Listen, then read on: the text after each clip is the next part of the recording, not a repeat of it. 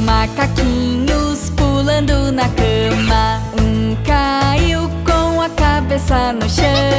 Mamãe ligou pro médico e ele disse: nada de macacos pulando no colchão. Quatro macacos